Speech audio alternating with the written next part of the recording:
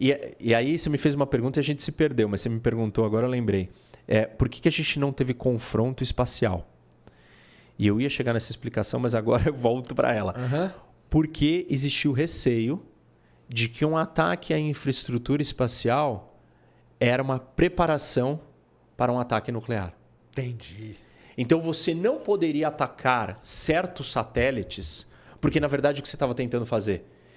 Debilitar a minha capacidade de saber que você estava se preparando para um ataque nuclear. E isso é um grande problema. Porque aí você vai perceber que você está escalando, né, você está preparando uma grande ameaça. Escalada. Exatamente. Então, meio que ficou não era um acordo, mas um entendimento de que se você acertasse a infraestrutura espacial de alguém, era tipo uma declaração de guerra. Isso. Quase nuclear, uma guerra nuclear. Né? Então ninguém fez isso.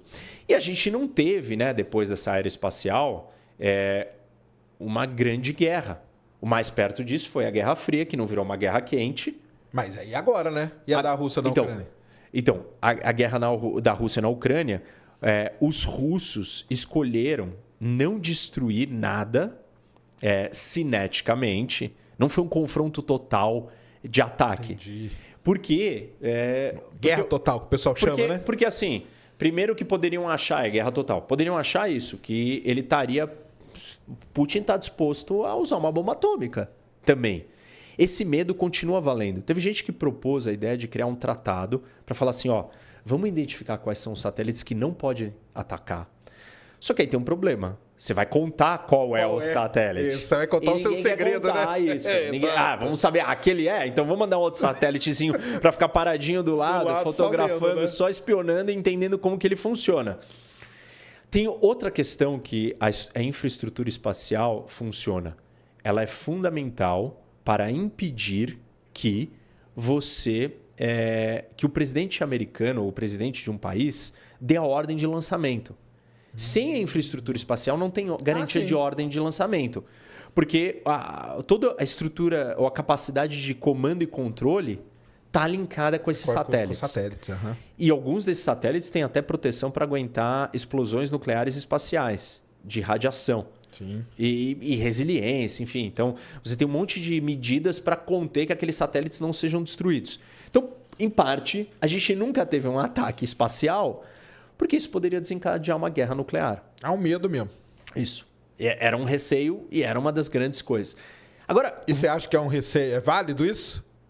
É válido? A gente ter uma guerra nuclear ou o satélite acabar desencadeando uma guerra nuclear? O satélite acabar desencadeando. Com certeza. É? Se você, assim, e isso é uma coisa que um confronto entre Estados Unidos e China, por causa de Taiwan, e eu tenho falado bastante disso, uma das maneiras de debilitar a capacidade americana de combate...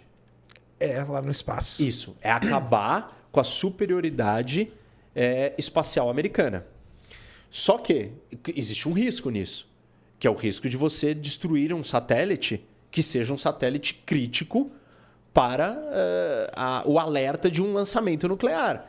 Os Estados Unidos podem ler a destruição chinesa de um satélite seu... Como uma declaração, como uma ameaça. Como uma preparação para a China lançar uma bomba atômica. E é óbvio que isso vai ter que suscitar uma resposta. Então, esse perigo existe.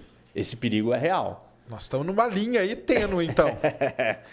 Agora, tem uma coisa que... Porque você não sabe quem está no poder, né? Entra um e tal. O Biden, acho que não, ele é mais tranquilaço, né? Ele é. Mas dependendo de quem entra aí... Mas a questão com a China é assim...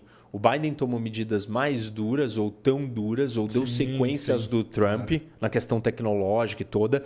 Então, existe meio que um consenso bipartidário nos Estados Unidos de que a China é o grande problema e a grande ameaça. E meio que a população, a opinião pública, todo mundo vai exigir uma resposta. Sim. Qualquer coisa Qualquer coisa vai gerar, sabe? Se pro balãozinho lá já fizeram aquilo, cara, imagina se destrói um satélite. O que os caras iam fazer?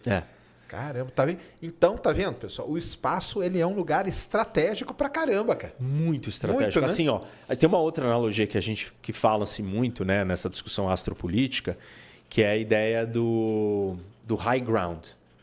Então, existe um conceito militar que é o terreno-chave, Key Terrain. E esse terreno, ele diz o seguinte, qual é o lugar, quais são as coisas mais importantes? Se o combate é terrestre, em solo, aquele que está no terreno mais elevado tem uma vantagem. Quando você transporta o combate para o mar, não é a elevação de terreno que faz diferença. É o quê? Corrente, onda, estreito. São outras lógicas que ditam o terreno-chave. E aí, uma das analogias que se faz mas se você está no espaço, você está no terreno elevado. Você está de cima, você já tá olhando mais elevado, todo mundo. Né? Então, você pode atacar de cima e é muito mais fácil. Claro que aí tem aquela questão, né, da resposta que eu mencionei dos mísseis de terra, e isso seria um problema, porque uma capacidade não tão sofisticada é capaz de qualquer um alcançar. Então, talvez essa analogia não sirva para dizer que é o terreno elevado. Uhum. Mas você ainda assim, tentando aplicar essa ideia do terreno elevado, qual é o terreno-chave do espaço? O poço gravitacional.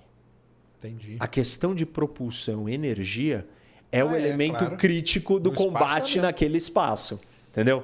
Então, essa é uma lógica. Outra lógica interessante que esses militares americanos do Comando Espacial têm feito, ou têm trazido, a ideia de que a palavra global ela não compreende a escala e a dimensão do que nós estamos lidando quando se fala em espaço. Porque, assim, a noção de Global Commons, né, que eu falei... Sim, o Global Commons não serve. Não serve, né? Porque os americanos falam assim, primeiro os conflitos eram regionais. E aí depois eles eram em várias regiões. Então eles viraram global. Um conflito hoje é global. Um conflito dos Estados Unidos com a China ou da Rússia, ele é uma coisa global. Ele pode acontecer em vários lugares simultaneamente, vai afetar o mundo todo. E aí eles começaram a usar a palavra supranacional para ser acima das nações. E aí agora, dentro do mundo espacial, eles estão usando a palavra supraglobal. Caramba, os caras vão inventando uns termos, né? Porque eles precisam falar assim, eu preciso de alguma coisa que demonstre o que é esse lugar. Ele não é um lugar só da Terra, ele é transregional, porque nós oferecendo satélite para todas as forças em todas as regiões, mas ele transcende, porque nós estamos falando de um combate que pode acontecer, que é a guerra espacial, num outro ambiente com outra lógica, com outro terreno-chave, com outro funcionamento, com outro tipo de vale, de montanha, entendeu? Então, eles estão tentando falar assim, olha, se a gente não conseguir começar a entender qual é a nomenclatura, qual é o funcionamento desse outro ambiente, nós não vamos conseguir... Não vai estar dominando aquilo ali, né? Combater e travar uma guerra ali.